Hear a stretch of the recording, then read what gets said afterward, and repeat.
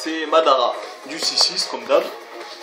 Pour aujourd'hui vous parler de mon personnage préféré dans Naruto. Mon personnage préféré c'est Madara Uchiwa. Madara, pourquoi? Tout simplement parce qu'il se la pète, il est BG, il est fort, il est malin, rusé, intelligent.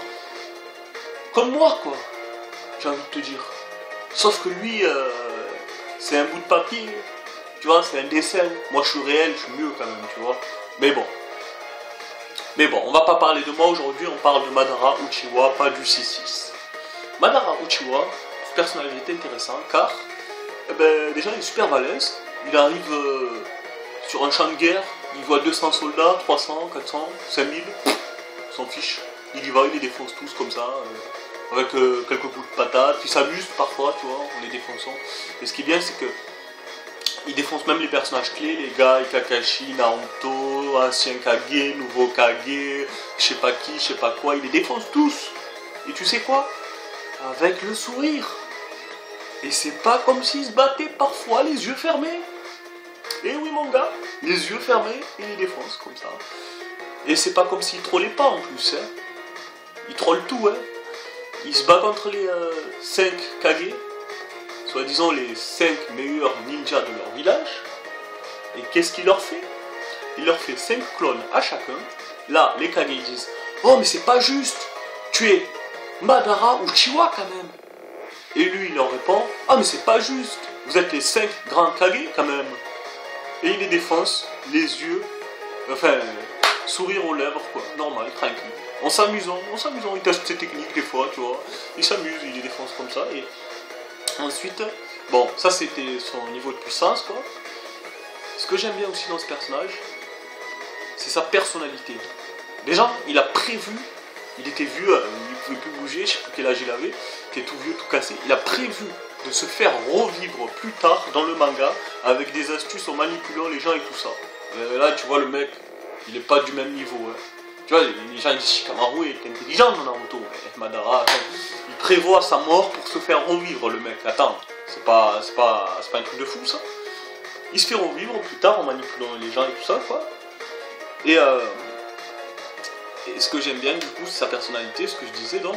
Ce que j'aime bien, c'est que lui, il répond à la question du manga. La question du manga, à la fin de Naruto Shippuden, c'est la haine attire la haine. Tu vois, c'est comme dans la vraie vie. Quand quelqu'un te fait du mal, t'as envie de te venger. Si quelqu'un tue quelqu'un de ta famille, que t'apprécies, t'as envie de te venger. C'est la vengeance, c'est normal, c'est naturel, c'est humain. Madara, il a compris que ça changera jamais, ça.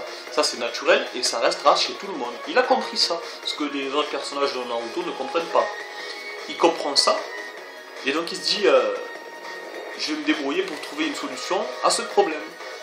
D'ailleurs, Naruto n'a pas la réponse quand il débat avec Pain. Pain, il lui fait tu sais quoi?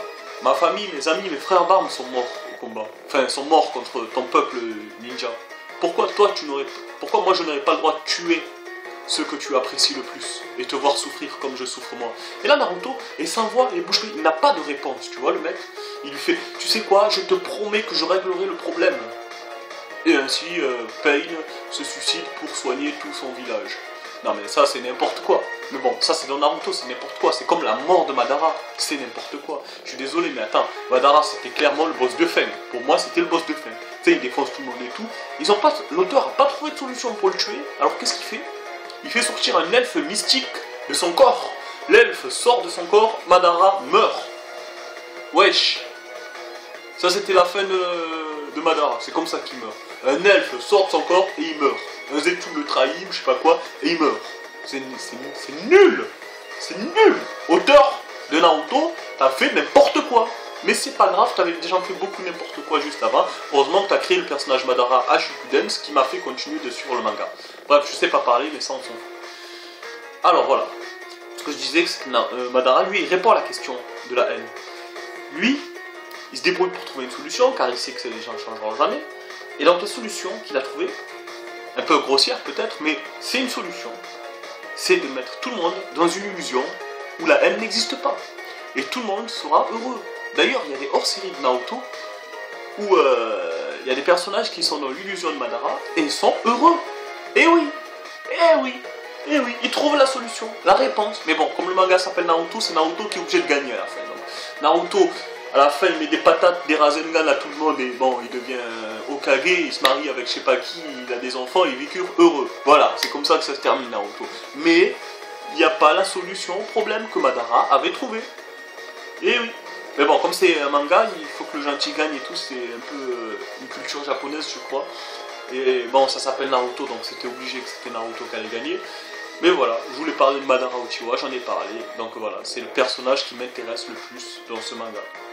Il est clairement même dans mon top 5 de mes personnages préférés, manga confondu. Sur ce, ciao tout le monde.